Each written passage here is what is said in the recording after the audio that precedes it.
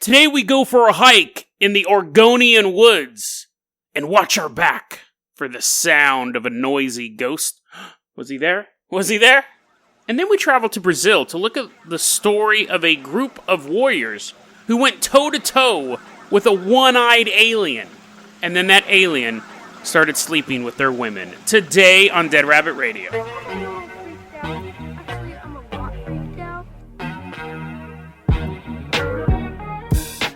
Hey everyone, welcome back to another episode of Dead Rabbit Radio. I'm your host, Jason Carpenter. I'm having a great day. I hope you guys are having a great day too. We got a problem. It's a very interesting one. We'll talk about that in a second. A little teaser for you. First up, I want to give a shout out to our newest Patreon supporter, Jimmy Moore. Jimmy Moore, named after that hit Britney Spears song, Gimme More. I bet you didn't know that, Jimmy. That's how you got that name. Jimmy Moore, Jimmy Moore. I love that song. Anyways, thank you, Jimmy. You are another enduring part of Britney Spears' legacy. You are going to be our pilot, our guide for this episode. If you can't support the Patreon, that's fine too. Just help get the word out about the show. That really, really helps out a lot. We also have a merch store. It's in the show notes. And if you're supporting the Patreon and I haven't gotten your address yet for the stickers, send me your address over. Because we're starting to mail those stickers out, and they're really, really cool. Now, Jimmy, I'm going to toss you the keys to the Jason Jalopy, but just keep it idling right now. Outdoors, we're not in the garage. Something weird is going on. This is what I meant by saying we have a problem, guys. So every day I wake up and I go to about 5 different news websites. Quote-unquote news websites. I go to Fox News, CNN, Drudge Report. That's where I get my mainstream news at.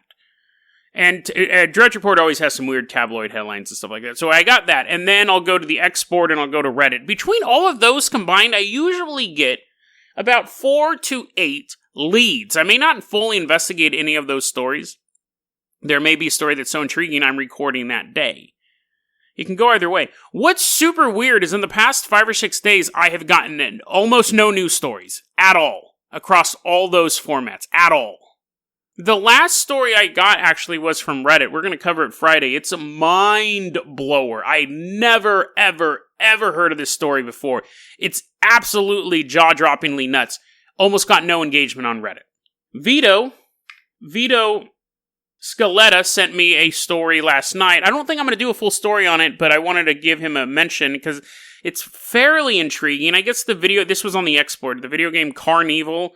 It was interesting because it started off really interesting, and then, like a lot of this stuff does, the mythology starts tripping up the myth. Originally, the video game was supposed to have this deleted level that was considered too obscene. When Midway was looking at it, it was a Tunnel of Love theme. Carnival is a light shooter video game where you're like, it's pretty gross, especially for its time. It came out in the 90s. And apparently they had a Tunnel of Love level that people thought probably had like S&M stuff in it, and Midway goes, gross, you can't do that. That's possible, right? There's possible some programmers are joking around. But then it gets into this thing that it's really this cult, this ancient cult was building the video game, and some of the programmers were like working for the cult, and one of them was trying to meet one of the Sailor Moon characters, and I checked out at that point. So thanks for the recommendation, but other than the story we're going to talk about Friday, which I'm not going to give away, and the Carnival story... Oh, and some guy is also saying he's made telepathic communication with a cute alien. I mean, that's all I've gotten in the past 4 or 5 days. I'm not covering that story, right? It's almost and you could say it's the news cycle. You go, Jason, things are really turbulent right now. No, that's not it. I've been doing research like this for years and years and years, and I've never run into a drought like this. I mean, obviously it could be that I'm getting more picky, but I'm not even getting stuff to be picky about. Carnival, cute alien telepathic girl, and the Friday story, which I'm probably hyping up at this point, but I mean, it's super bizarre. And it's real. It's one of those stories that worked its way through the legal system and the court system and stuff like that. It involves all sorts of stuff, space and conspiracy and true crime. I don't know, man. I don't know. I'm not a conspiracy theorist. I don't know, man. It feels like maybe the veil's tightening. And hopefully I'm wrong. Hopefully we just are in some weird dry spell. But what if the world is getting less weird? It'd be a very dull place if across 5 websites that I normally get 4 to 8 weird stories, I'm finding nothing except 2 people LARPing on the Export, and then this story that happened back in the 80s. The weird story again happened in the past, back in the 80s. So Who knows? But it is something we're going to keep an eye on. Okay, so you got that car warmed up, Jimmy. We are driving out from Hood River, Oregon. Burp, burp. We are headed to... Oh, Oregon. I forgot. We're going to Oregon. We're leaving Hood River, Oregon. We are headed to Forest Grove, Oregon. So it's the early 1900s, Forest Grove, Oregon. And there we're going to meet an unnamed dude. I know, I just heard your eyes roll. My eyes rolled as well. We are going to meet this big, giant, unnamed dude. We're going to name him Barry. He's this big, strapping man. He's an outdoorsman, so of course you're going to be strapping. And he, chops down trees and stuff like that. That's not his job. He's actually an accountant. That's what he does on the weekend. He chops down trees. But he's most known, not for being a big burly guy, because that's pretty much a lot of woodsmen. He's known for having a big brass bugle he always carried around with him in the middle of the woods. Which, could be like a romantic thing, like a guy up alone in the woods, his dog sitting next to him. You're out and you see a little silhouette on the mountainside. You see a little dog and you see a guy, a mournful soul with his bugle. And you're stoking the campfire and stuff like that. That's not what he did. That's not what this guy did. That would be fine, right? That would be slightly romantic. But he wouldn't do that. He may have done that after work as the accountant. What this guy was known for, is you would be in the woods, okay? You would be in the woods, you're hunting, you're fishing, you're enjoying the solitude of... This is so funny. I love this guy. Except for what he does later.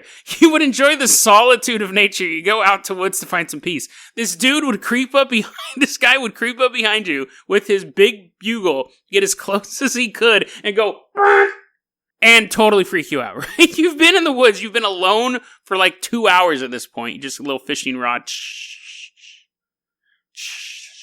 And then, I'm moving away from the mic to do that sound effect. He wasn't. He was getting as close as possible to blow a giant bugle right in your ear. So people in town hated his guts.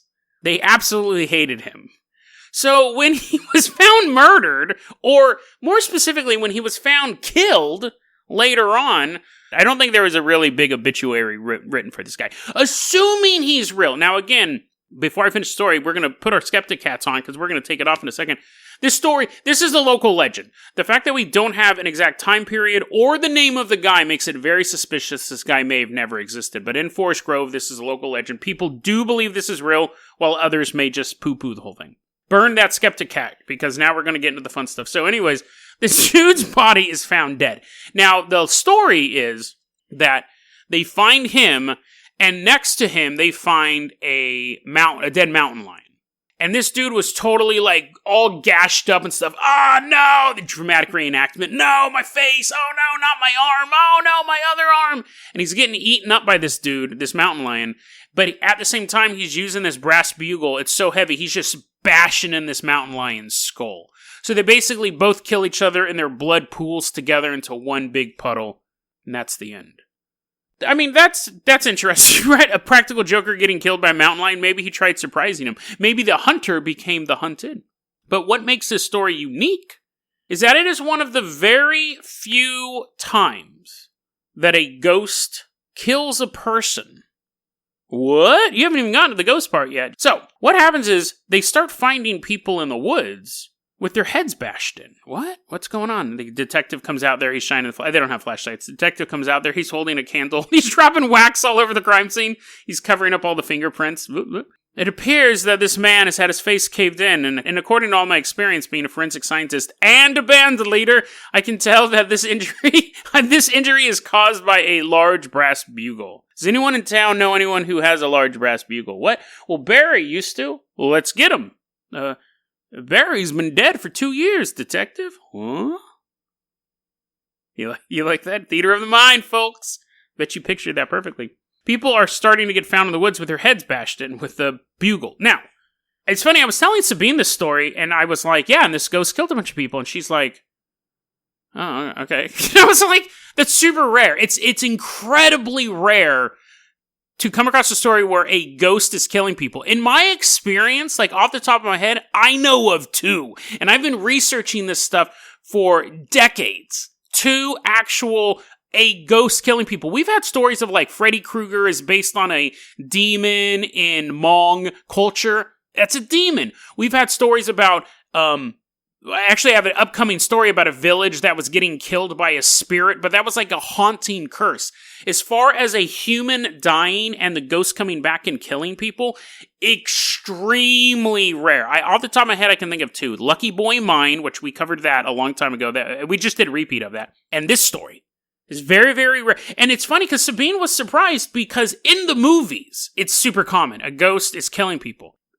That's the movies, guys. That's fake. In real life, in real ghost life, it's extremely rare. Extremely rare. So, 1, that makes me think that this guy was not killed by a mountain lion. If he existed, let's again assume he just existed. Somebody got bugled by this dude, right? Just burnt right in his ear, and then killed him. And then maybe he already had a dead mountain lion in the backseat of his car, and he's like, they didn't have cars. Maybe he had in the backseat of his horse. Throws the dead mountain lion on top of Barry or Bugler. Who knows? I mean, okay, that's a little harder to pull off. He kills a man, he's like, and now I must hunt a mountain lion to have the perfect crime. He spends the next 4 days in there trying to track down a mountain lion. But it doesn't make sense why a man would get killed by a mountain lion. A man who wasn't murdering people in the first place, okay? He was a normal jerk. He basically would have a YouTube channel with 2 million subscribers if he did this today. And he was a normal guy, and then he gets killed by a mountain lion, and then he begins murdering people. Like, that's, first off, ghost murdering people is extremely rare. But then, to have I just think that's weird enough, but then to not be a revenge-seeking ghost. The Lucky Boy Mine was a revenge-seeking ghost. Very, very odd story. The reason why people think that the bugler was doing this was that some guy almost got his head caved in, and he turns around, and as he sees the bugle coming towards his head, he turns around and he sees a ghastly glowing outline of a man whose face was all gashed up. Oh! And he's swinging the bugle, and the guy jumped out of the way. And then he went to town and said, this dude, who may or may not be fictional, honestly, but this dude tried killing me with a bugle, and his face was all gross. And people go, oh, we know who that is. There's only one gross guy who ever played with a bugle, and that was Barry. So, an exceptional story because we have a ghost murdering people. It's super, super, super. And you could go, Jason, well, you're cherry picking. Maybe the ghost demon, even if we included demons killing people, we're still looking at maybe a dozen of like a non-corporeal ghost, not a possessed person, but a non-corporeal ghost or a demon killing someone, not making them kill themselves, actually killing them. We're looking at maybe a dozen stories.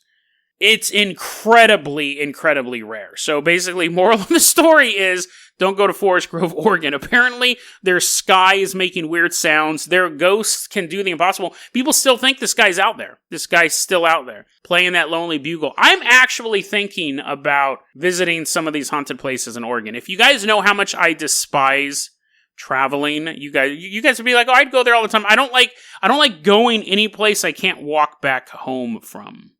So anyways, I may go to Forest Grove, or I may just send a camera crew down there and I'll watch them. I'll watch them like Obama was watching Osama bin Laden being killed. I'm just watching on cam. I'm like, good job, guys. Good. They're just like walking through a spooky forest and I'm eating popcorn. I'm watching them just getting killed with bugles and I'm like, too spooky. I'm so glad I'm not there. I'm so glad I sent out my B team, not the fans that I really love. Jimmy Moore, light up that carbonocopter. We're leaving behind Forest Grove, Oregon. I want you to fly us all the way out to Brazil. Flying over the Pacific Ocean.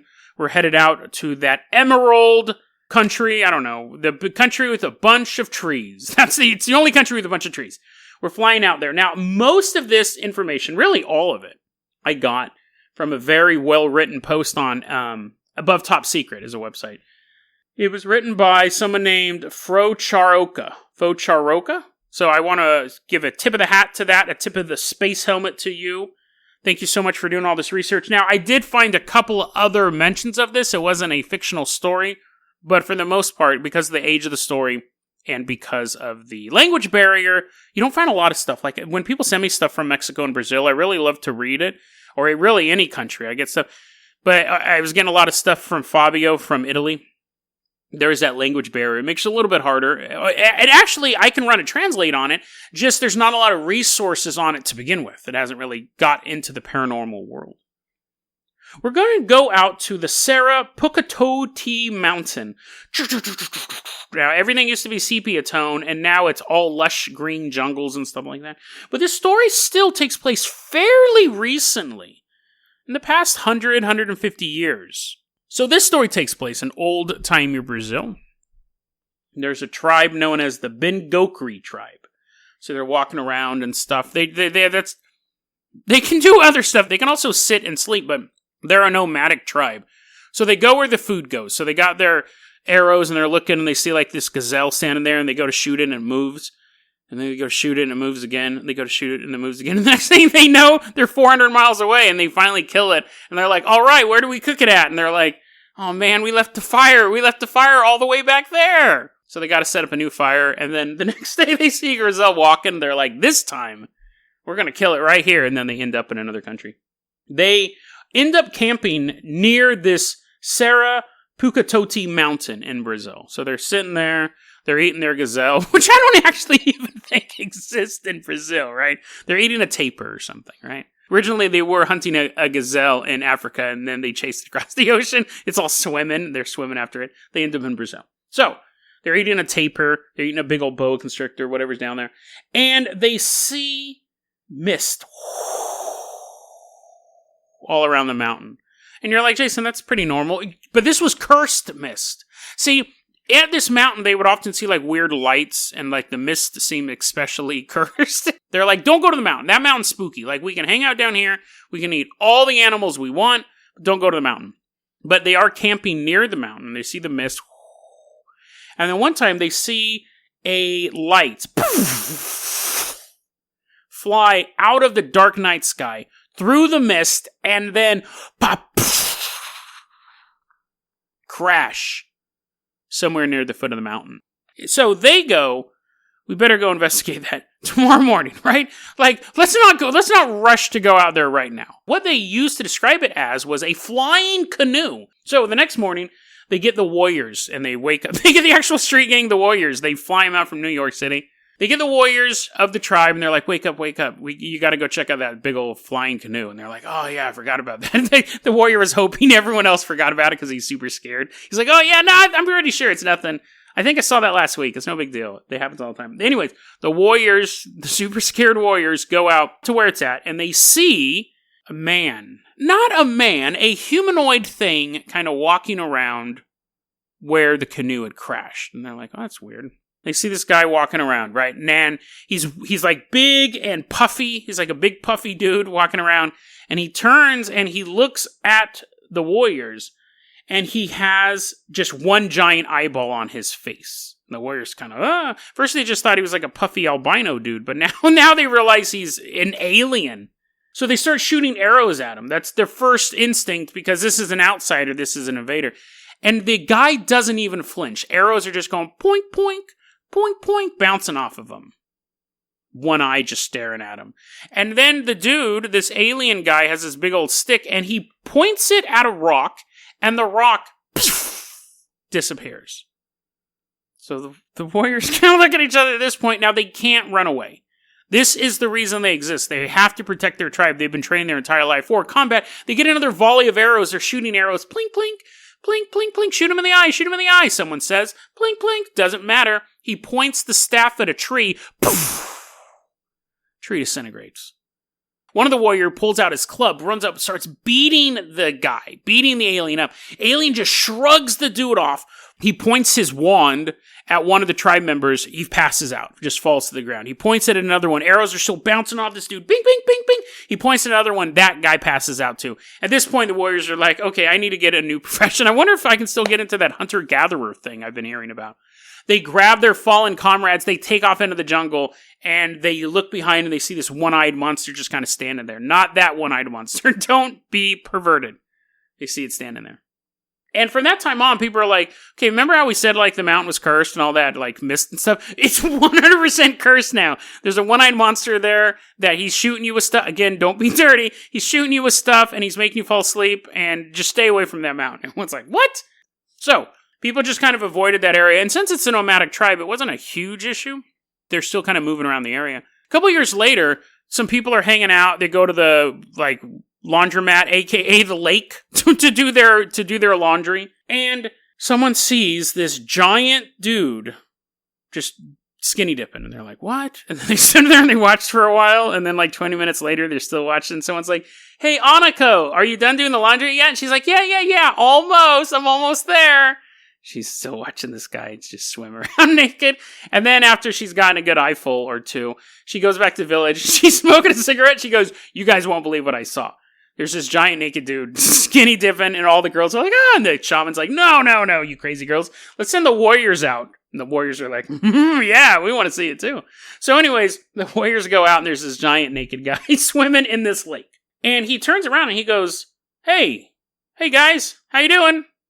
And he's speaking their language. And they're like, what? How'd you know that? How do you know speak the language? And he goes, I know a lot about you guys. You guys might not recognize me because I'm this giant, tall, albino-looking dude, but you guys shot a bunch of arrows at me a couple years ago. And they're like, what? No, that was a one-eyed monster that we were shooting stuff at. And he's like, you mean that? And he points over. You guys might have picked up on this to begin with. His spacesuit. His astronaut spacesuit. He says his name is Bep Kororoti. And in that language of that tribe, it means starborn or man of the stars. And he goes, listen, I know we got off to a bad start. I paralyzed a couple of you guys, and I destroyed that rock. And some guy's like, that was my favorite rock. I'm sorry, man. I know it was your favorite rock, but I was trying to show you guys how powerful it was. We got off to a bad start, but I'm kind of bored and lonely. You see, I'm not going to be able to leave for a while. I'm stuck here on your planet. Can I hang out with you guys? So they invite him into the tribe. I mean, what do you... I mean, the other option is they say no, and he's like, then I'll destroy you all. I mean, you're going to invite him into your tribe, right? He's a super powerful monster man who paralyzed your greatest warriors. You're really not going to tell him no.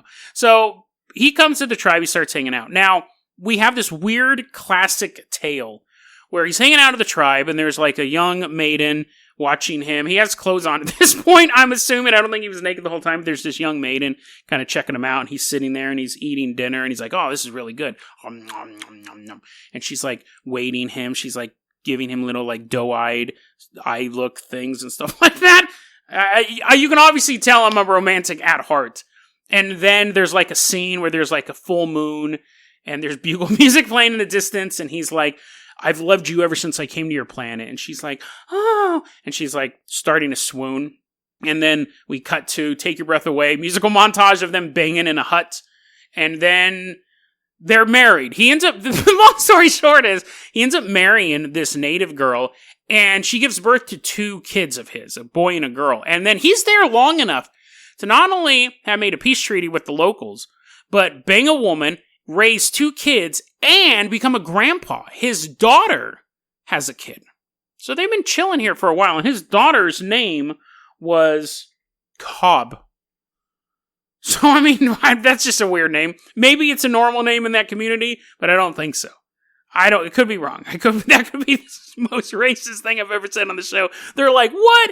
President of Brazil, his name is Cobb, you racist? I'm pretty sure it's a space alien name. Again, could be wrong, but the fact that her dad was a space alien, I think I'm fine on saying that Cobb is a space alien name. Anyways, while he's raising this family, he also starts teaching them to not be nomads anymore.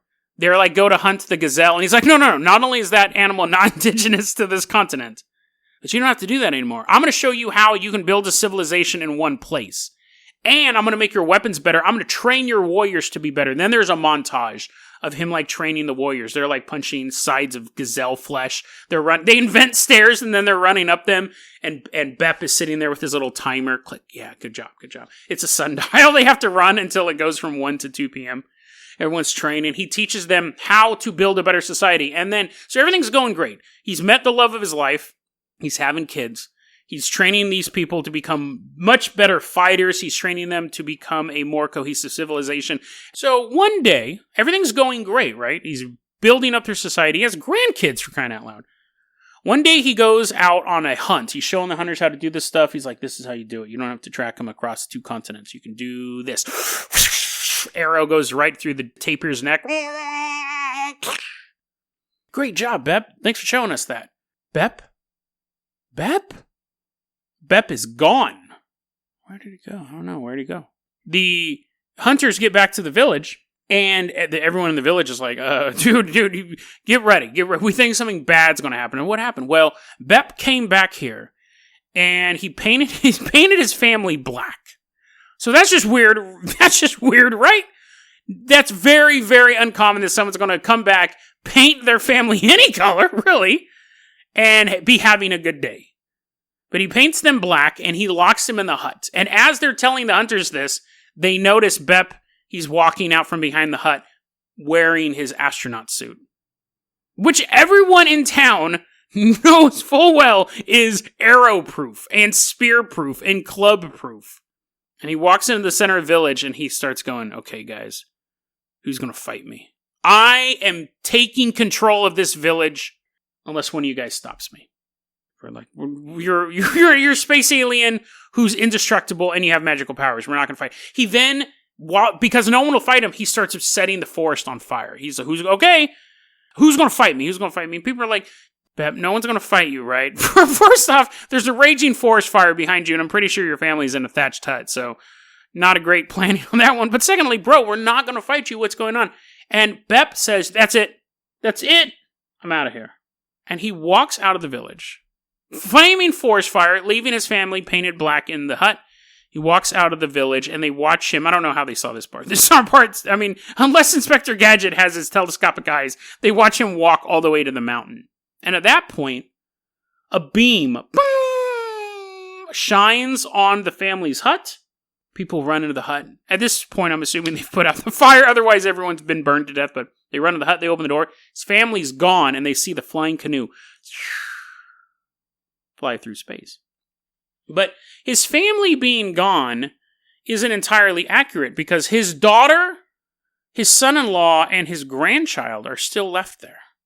So they're like, they asked his daughter, what was that? They're like, what just happened? She's like, I don't know why my dad did that, but I do know this. He'll always be in here. She taps her head. Because I'm in telepathic contact with him, and if we ever need our help again, he'll come back. Fast forward years later, crops aren't doing too well. All of this structure that Bep had set up starts to fall apart. Crops aren't doing well. Famine hits. Disease hits. The village is dying off. And one day, and the daughter's watching all this happen, and everyone's getting sick, and she goes, now's the time. In our darkest hour, she paints herself and her kid and her husband black. She prays to her father. Poof! The light canoe comes back. He comes back down, goes, what? You guys have totally messed this stuff up. I told you to irrigate. What's this? He replants all their crops, gives them new crops, gives them crops that were not indigenous to the area at all. He shows them how to build stone houses, which technically he should have shown them how to do that in the first time. He actually tells them to get closer to the mountain. This should be your home. Closer to the mountain. This mountain will help protect you. And they changed the name of the tribe at that point to the Kayapo. And to this day, they have celebrations where the people in the village have a bamboo suit that they wear and they dance around in as their celebration to Bep. Now, what's interesting, when you look at the photos of this guy, the first thing you think of, that looks like an astronaut suit. In the 1970s, you had some kids that had come from those tribes into other, big cities. This isn't one of those, this tribe still exists. It's not one of those completely isolated tribes. And this story I told you about, this is, when I said old-timey Brazil, we're not talking 1400s, 1200s, 600s Brazil. We're talking 1800s Brazil. There was a time period fairly recent that this story took place. This isn't a creation myth. The conquistadors had already been there. This tribe was already interacting with other nations, but they're just like, nope, we don't want any part of that, and they were moving around Brazil. This wasn't an ancient myth. So you have people still doing the ceremony at Bep, and when you have these kids do a cultural exchange, and they went to a big city, and they're seeing footage and seeing photos of U.S. astronauts landed on the moon, they go, that is what Bep Kororoti looked like. That's exactly what he looked like.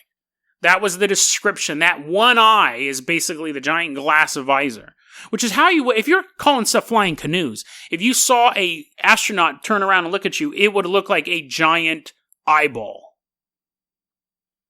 So that's the story of Bep Kororoti. It definitely could be, we got to run through these always. It could be fiction. It could be 100% fiction made up that's leaked onto the internet and has become this story.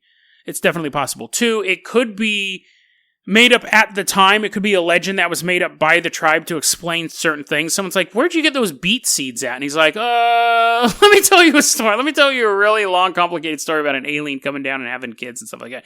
The person who originally made the story popular before it got to Above Top Secret was Hoawa Americo Aret. He was a researcher who worked with native tribes, and he was with the tribe like in the 70s. So even if it was 100 years from when even if their timeline was accurate, we're talking 1800s. I'm giving them a little bit of wiggle room, but that means that genetic line, Bep's kid, if he had a daughter and the daughter had a son, and that was only 100 years ago, 150 years ago maybe, give or take some years, when that was happening, that genetic line should still exist in that group of people. There should still be someone who we're now maybe 5 generations removed, 6 generations removed from this story. We should still be able to find a spark of genetic information of this Starman. But the thing is, this story is so obscure, nobody really knows about it. If this story was more popular, you know that History Channel or Gaia or whatever would send someone out there to start testing these people's DNA to see if they could find the Star Child. Nobody knows about this story. I think it'd be really interesting, and I think people in that community would want to know, because it would prove their story that their culture is based around. So yeah, if you work for one of those companies, why not? If you work for one of those companies and you're listening to my podcast, let's do this. We can actually, again, with their permission, I'm not saying that we need to take their blood against their permission, but with their permission, we can prove if this is real. If there really was a man from the stars who slept with a woman and had kids and grandkids, and most likely it went on from there, and then came back again to give him more fruits and vegetables and stuff like that. And maybe, dropped off a couple of gazelle. Those gazelle they'd been hunting all along, Bep drops them off from their ship.